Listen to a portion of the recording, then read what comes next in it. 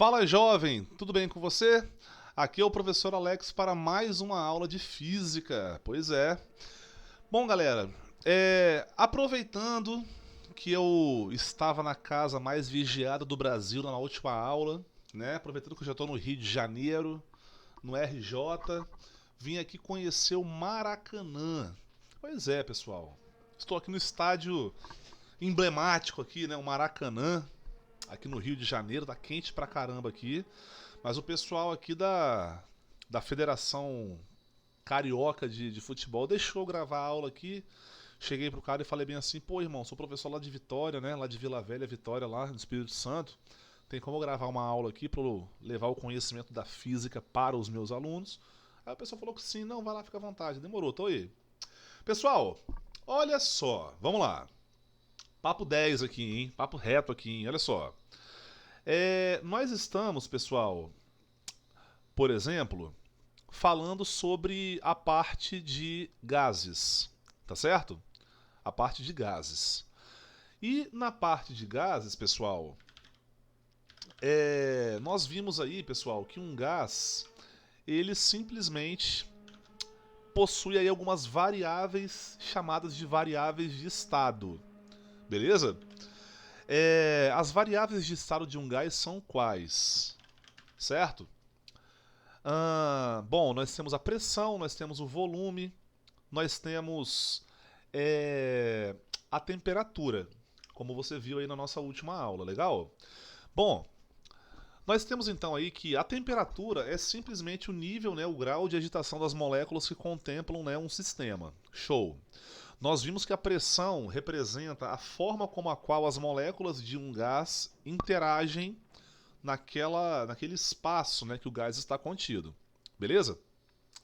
E nós temos que o volume representa ali, né, a forma do gás. Porque, por exemplo, um gás não tem uma forma. A forma do gás depende da forma do recipiente em que ele é colocado. Tá legal? Muito bem. Então nós vimos na nossa última aula o seguinte: três tipos de transformações, né? Bom, nós temos uma transformação em que a pressão muda, o volume muda, só que a temperatura permanece constante. Como é que é o nome dessa transformação, jovem? Ah, pois é, muito bem. É a transformação isotérmica, não é isso? Né, beleza. Temperatura constante. Você viu também, pessoal, nessa primeira transformação, uma coisa muito importante, que o volume e a pressão são inversamente proporcionais. A pressão vai aumentar se o volume diminuir. Para e pensa. Imagina quando você vai na escola, né, na semana que você vai na escola, imagina só. Cara, se a sua sala fosse reduzida tanto lateralmente como no comprimento dela, se os alunos ficassem mais, né, juntinhos uns dos outros, cara, a pressão seria bem maior. Concorda comigo? Pensa comigo também, pessoal. Sabe aquele ônibus lotadaço que passa na terceira ponte lá para 6h30, 6 horas da tarde? Ele tem um volume e tem muita gente ali dentro. Então, assim, a pressão é muito grande. Legal? Bom, a pressão ela é inversamente proporcional ao volume. Quanto maior for o volume, menor a pressão. Quanto menor for o volume, maior a pressão. Tudo bem? A segunda transformação que nós vimos na última aula, pessoal, foi a transformação isobárica. Transformação isobárica é uma transformação a pressão constante. Tá certo? Pressão constante. Se eu tenho a mesma pressão, né, variando o volume com a temperatura, então eu tenho uma transformação isobárica. Beleza? Uma coisa importante também, pessoal, é o seguinte: é sempre interessante ver que, mantendo uma das variáveis de estado constante, como que acontece a transformação das outras variáveis? Igual, né? Você viu agora que se a transformação for isotérmica, então o volume é inversamente proporcional com a pressão. Agora, se a transformação for isobárica, se a pressão for constante, o volume aumenta com um aumento da temperatura. Tá legal? E, por último, nós temos a transformação isocórica. São três nomes, lembra disso? Eu tenho transformação isocórica, isométrica e isovolumétrica. Tá certo? Tudo é a mesma coisa aí, escolha a que você achar melhor. Né? Talvez a volumétrica ou a métrica, isométrica, isovolumétrica são as mais fáceis de lembrar. A mais elegante é a isocórica, né? Isocórica, beleza? E aí, pessoal, na transformação isocórica, percebe-se que quando a pressão aumenta, a temperatura também aumenta e vice-versa. Lembra da cena do ônibus, né? O ônibus lotado, lotado. Só que, imagina só, as pessoas estão paradas dentro do ônibus, mas ele está lotado. Já é um incômodo, né? Várias pessoas paradas lotando um coletivo. Agora imagina se todas as pessoas dentro do coletivo comecem a pular, né? Comecem a pular, comecem a ficar agitadas e tudo mais. Cara, um aumento da agitação das pessoas no interior de um coletivo poderia ser a comparação da temperatura. Se as pessoas começam a pular do seu lado, você fica meio, né, batendo de um lado para o outro, batendo de um lado para o outro, então a pressão aumenta também. Então, quando o volume é mantido constante, a temperatura aumentando, a pressão também aumenta. Recapitulando, pessoal, temperatura constante, o volume é inversamente proporcional à pressão. Quanto maior a pressão, menor o volume. Legal? Mantendo a pressão constante, o volume é proporcional com a temperatura. Se o volume aumenta, a temperatura também aumenta. E mantendo o volume constante, nós temos o quê? Nós temos uma proporção direta entre pressão e temperatura. Se a temperatura aumenta, a pressão também aumenta. Tá legal? E no final da aula passada, falamos sobre a equação geral dos gases, tá legal? E se nem temperatura, nem pressão e nem volume ficar constante? Se todos esses variarem, o que acontece? Né? Então existe uma equação geral lá dos gases, beleza? Que eu carinhosamente apelidei essa equação geral dos gases, pessoal, disso aqui, ó. É o famoso PVT Povoto. Eu peguei aqui um corte da nossa última aula. Tá legal? Então, rapaziada, olha só. Uma coisa que, assim, eu não sei se você reparou nisso aqui, só que, bom, eu tenho transformação isotérmica, isocórica e isobárica. Beleza. Então, eu estou trabalhando com você numa situação em que um gás ele está num estado. O que é estar num estado, professor? É o gás ter uma pressão, um volume e uma temperatura específica. Por exemplo, o ar que eu respiro aqui, ele ocupa um volume no meu quarto, ele está sob uma certa pressão e ele tem uma certa temperatura. Então existe um estado aqui. Legal? Se uma dessas três variáveis, se a pressão, se o volume, se a temperatura variar, eu serei levado para outro estado. Ou seja, eu participarei de uma transformação em que eu levo de um estado para outro.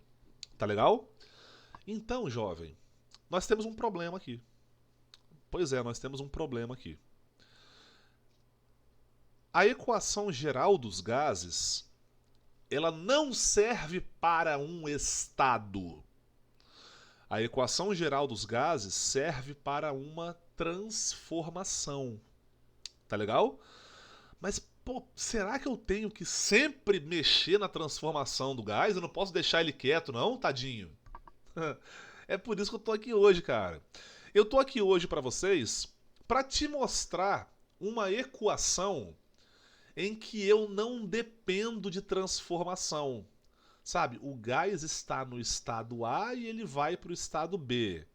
Então, nessa transformação, a pressão ficou constante. É uma transformação isobárica, né? Então, o volume varia com a temperatura. Nessa transformação. Mas peraí, cara. Se o gás está no estado A e é levado para o estado B, eu tenho que necessariamente estudar a transformação do gás? Eu não tenho como estudar só o estado do gás, não? É por isso que eu estou aqui hoje, tá, pessoal? E a resposta é sim. Existe sim uma equação que ela é uma equação de estado. Tá legal? E eu quero fazer essa aula hoje em função disso. Bom, jovens, nós estamos aqui falando então da chamada equação de Clapeyron. Equação de Clapeyron, pessoal. Galera, a equação de Clapeyron, rapaz, olha que interessante, cara. Oxe, eu tô aqui falando com vocês, estou aqui iniciando a aula com vocês, já mostrei aqui algumas coisas aqui para vocês, né? Tanto da aula passada e tudo mais. Só que eu não liguei a minha mesa digitalizadora aqui, ó. Para você saber aí, galera, eu uso esse recurso aqui para dar aula. Ó, tem uma caneta, tem uma mesa aqui, isso aqui tem que ligar no computador. E agora eu vou ligar ela, ó. Esqueci de ligar, olha aí, ó. Vamos lá, rapidinho, ó. Liguei ela aqui, ó. Viu o barulhinho? Luz está acesa, então agora, se eu escrever na minha mesinha aqui, eu terei a capacidade de escrever aqui agora na minha lousa. Legal? Só um teste aqui rapidamente, espera aí. Beleza. Tudo bem, pessoal. Vamos lá então? Agora sim, nossa aula de hoje é sobre a equação de Clapeyron. Aí, ó, estou escrevendo aqui na minha mesa. Legal. Show de bola, chuchu. Olha só, a equação de Clapeyron também ela é conhecida carinhosamente pelo nome de equação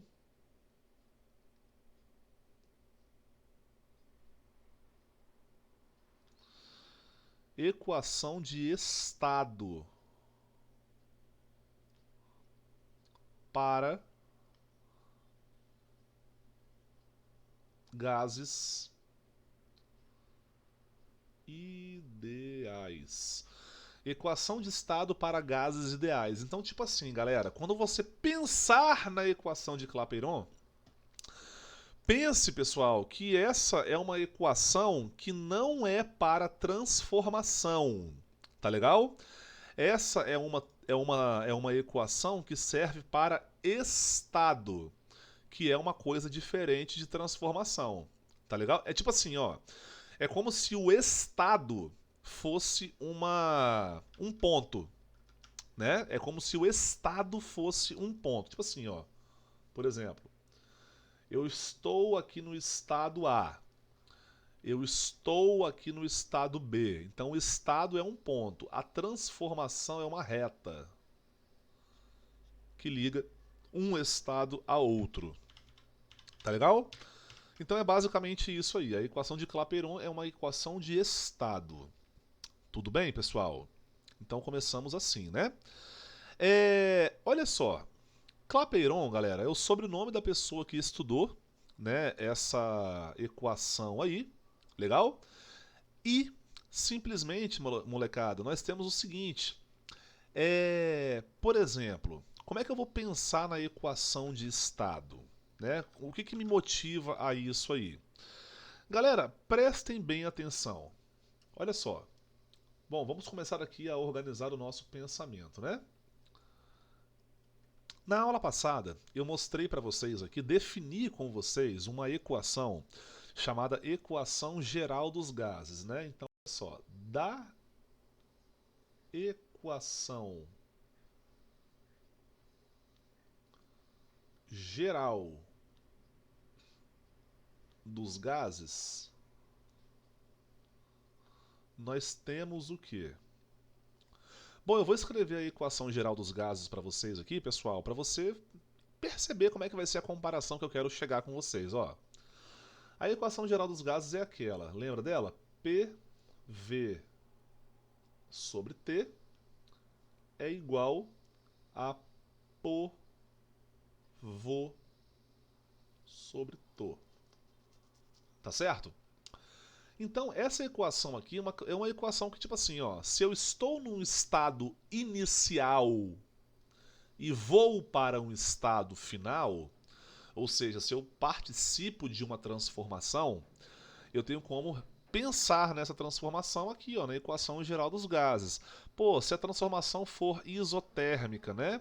Essa temperatura pode cortar com essa, porque elas são iguais. Se eu tiver numa transformação isobárica, essa pressão pode cortar com essa. Por que ficou vermelho isso aqui agora? Eu não entendi. Enfim, a pressão pode cortar, né? Beleza. Se for isocórica, eu corto aqui o volume, legal? Tranquilo.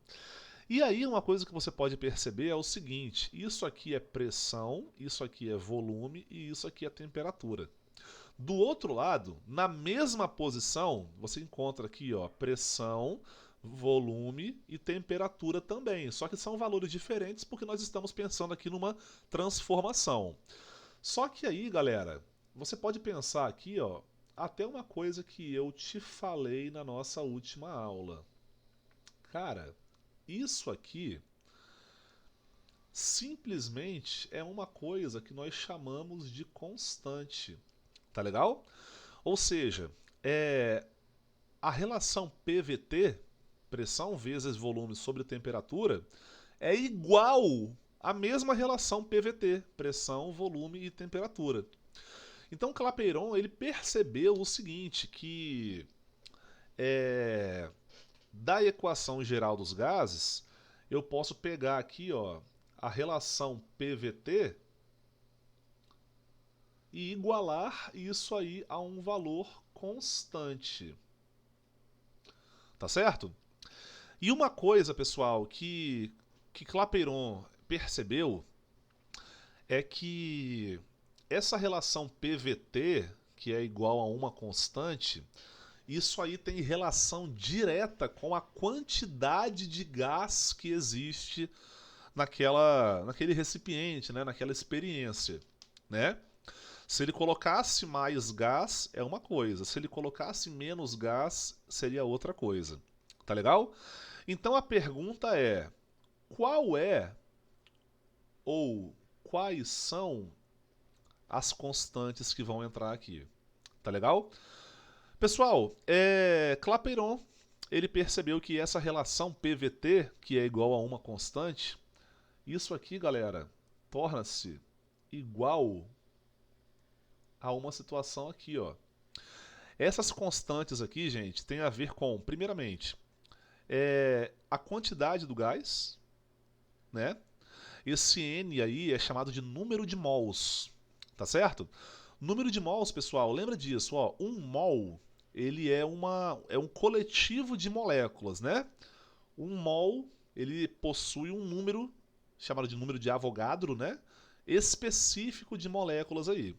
Daqui a pouco eu comento sobre, tá legal? Ahn, Deixa eu melhorar isso aqui, peraí. N, legal. E rapaziada, Clapeyron percebe também que existe uma constante, um valor que nunca muda, para os gases ideais, né? Essa constante ficou conhecida como constante universal dos gases ideais. Beleza? Então aqui nós temos que a equação de Clapeyron é igual a PV, que é igual a N vezes R vezes a temperatura que passou para o outro lado multiplicando. Tá certo? Então aqui, ó, eu tenho a quantidade de gás, a constante universal dos gases ideais, a temperatura de um certo estado, o volume de um certo estado e a pressão de um certo estado. Tá legal? Essa daqui é a famigerada equação de Clapeyron, a chamada equação de estado. Tá legal? Pessoal, do ladinho de cá, eu quero colocar para vocês, né, a relação de quem é quem aqui com as suas respectivas unidades, sejam elas do Sistema Internacional de Medidas ou unidades usuais. Tá legal? Bom, então nós temos aqui, ó, nós temos aqui o P, nós temos o V, nós temos o N, nós temos o R e nós temos o T. T. Tá legal? Bom, pessoal, quem é quem aí nessa brincadeira? Quem é quem? Então nós temos aqui o seguinte, ó. O P representa a pressão. Pressão. V é o volume. N é o número de mols. Daqui a pouco eu dou um exemplo, tá? Número de mols. R, pessoal, ele simplesmente é a constante universal dos gases. Constante universal. Vou colocar assim, né? Constante universal. Será que para cá eu tenho coisa? Ó, tem espaço, beleza. Constante universal. Legal. E T representa quem? Representa a temperatura. Temperatura. Beleza? Bom, pressão nós já conhecemos, volume nós já conhecemos, temperatura nós já conhecemos, constante universal é uma coisa nova, tá? E eu quero chegar para vocês e falar aqui só um pouquinho a respeito do número de mols, né? Rapidinho aqui, ó, número de mols. Vamos lá. O número de mols, meus amores, ele é o seguinte: N, ele vai representar aqui uma coisa bem específica, tá, pessoal? Ou seja, o número de mols é o quê? É a massa do gás sobre a massa molar. Eu fiz muito grande. Deixa eu diminuir isso aqui um pouquinho. Porque senão eu vou pegar ali os outros espaços, né? N é igual a massa do gás sobre a massa molar. Professor, o que é massa? A massa é massa. Tipo assim, num litro eu tenho quantas gramas de ar, por exemplo? Quantas gramas de hélio? É a massa dele. Legal? E a massa molar, pessoal, é a massa daquele elemento em um mol. Por exemplo, você deve saber aí, pessoal, que a massa molar do, sei lá, do carbono é 14, né? 14? Acho que é 14. E assim, o que significa isso? Que em um mol de carbono eu tenho 14 gramas, né? Em um mol de oxigênio eu tenho 32, né? 32 gramas, porque o oxigênio é diatômico, né? 16, mas vai para 32. E assim por diante. Legal? Muito bem, pessoal. Legal, legal, legal, legal. Vamos lá. Então, o número de mols, pessoal, ele é medido em mols. Faz sentido, não faz? Ah, eu tenho quantos mols daquele gás? Né? Mols. Tá aqui. Beleza?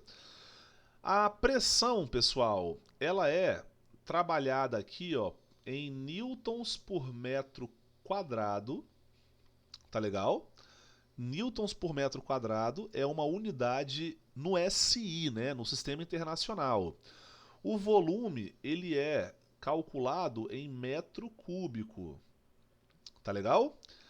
A temperatura no SI é calculada em quê? É calculada em Kelvin. Tá certo? Em Kelvin mesmo. E assim, pessoal, eu posso ter aqui algumas outras unidades que não estão no SI. Tá legal? Não estão no SI. Algumas unidades que é comum de você encontrar,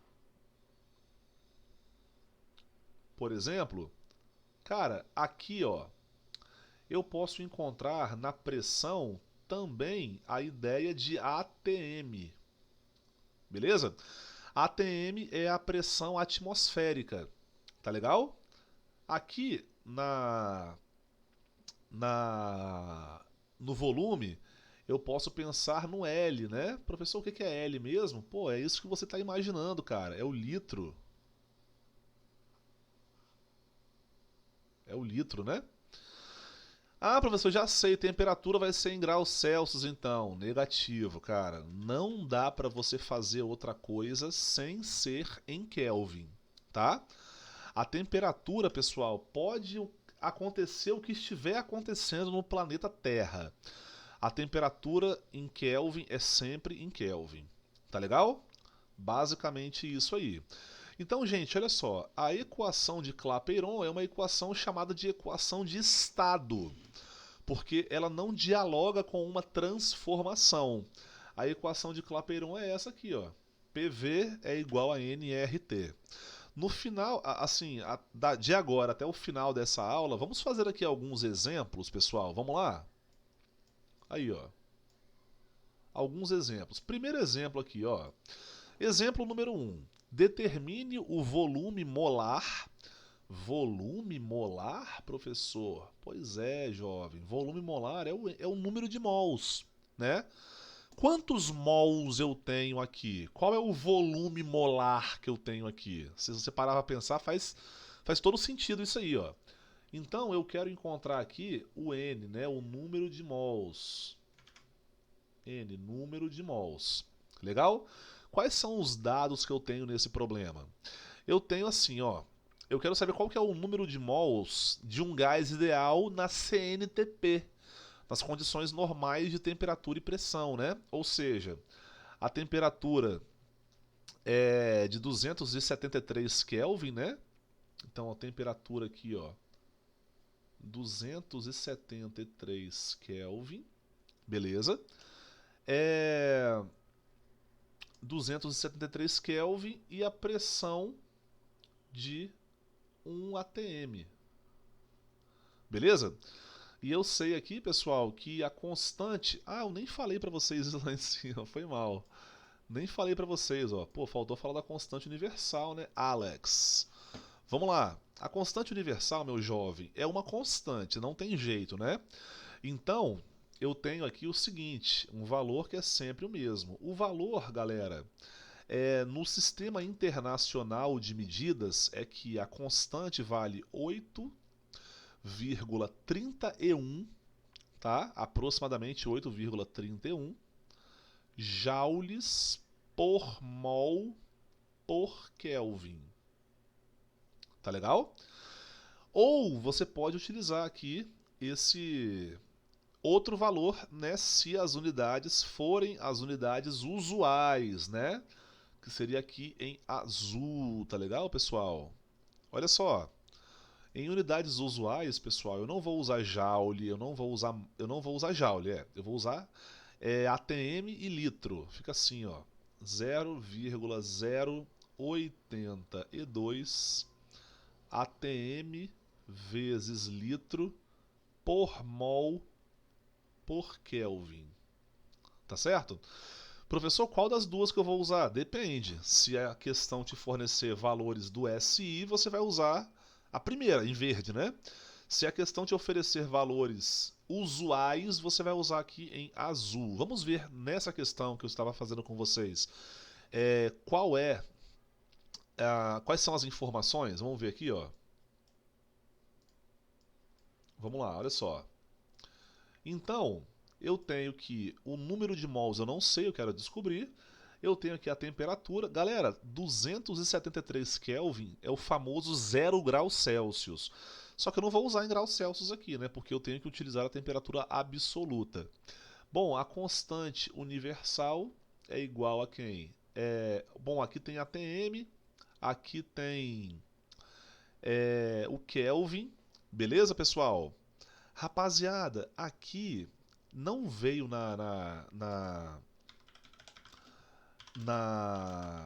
nos dados da questão. Até desculpe por isso aí, tá, pessoal? O interessante é colocar aqui essa informação, mas não tem problema não. Mas tipo assim, ó, quanto que eu tenho então? Seja não mais, ou seja, a temperatura, não sei o que, a pressão de 1 atm. Eu teria que saber aqui, por exemplo, pessoal, qual que é o volume, né? Determine o volume molar. Ah, tá, entendi. Claro. Nossa, volume molar, pô. Seria o volume relacionado com o número de mols aqui, né? Não seria só o número de mols, né?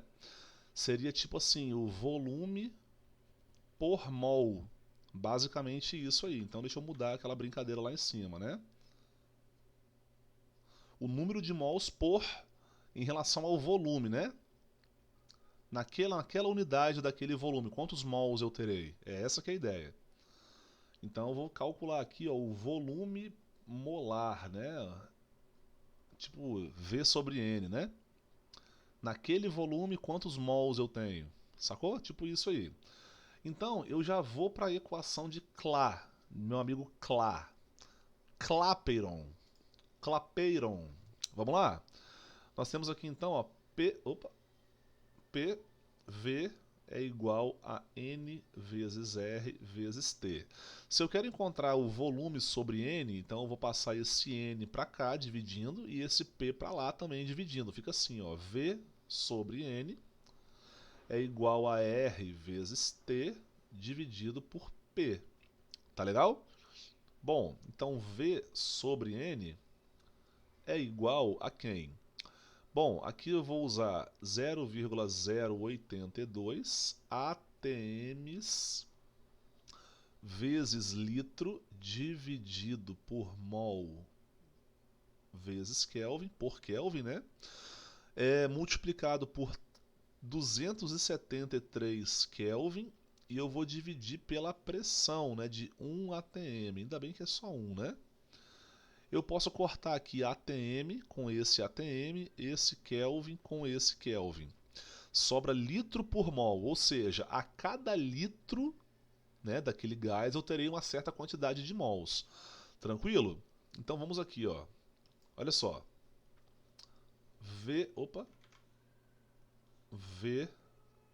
sobre N é igual a quanto? Quanto que é 0,082 vezes 273? Vamos ver aqui. Espera aí. 0,082 multiplicado por 273. Isso aqui dá 22,386 litros por mol. Galera, isso aqui é um valor que ele é um valor esperado. Não sei se você concorda comigo. Porque o que são as condições normais, pessoal? Eu tenho que, na temperatura de 0 graus Celsius, na pressão de 1 atm, 1 mol ocupa um volume de 22,4 litros, né? Lembra disso? Lembra das aulas de química, pessoal? 1 mol ele ocupa 22,4 litros. Então, tipo assim, em condições normais, eu tenho que o volume molar vai ser 22, aproximadamente 22,4 litros por mol. Então, 1 mol ocupa esse volume aqui. Tá certo? Vamos fazer mais uma questão aqui rapidinho, ó. Ó, vamos lá, pessoal. Determine, como é que é? Determine o número de mols de um gás que ocupa volume de 90 litros. Então, peraí. Eu quero saber aqui qual que vai ser o número de mols, e aqui é o número de mols mesmo, tá? O volume vale 90 litros. A pressão vale 2 atms. E a temperatura A temperatura é baixa, né? 100 kelvins é uma temperatura baixa. E eu tenho que a constante universal é o famoso 0,082 atm vezes litro por mol por Kelvin. Tá legal? Show de bola, beleza então. Olha só. Pessoal, aqui o negócio é o seguinte, eu vou utilizar a equação de Clapeyron diretaça, diretaça. Vamos lá, ó. PV é igual a nRT. Se eu quero achar o N, eu vou pegar o RT e passar para lá dividindo, né? Fica assim, ó. PV sobre RT é igual a N, né? N, por sua vez, é igual a quem? N é igual a pressão são 2 atms, né? O volume 90 litros dividido por R 0,082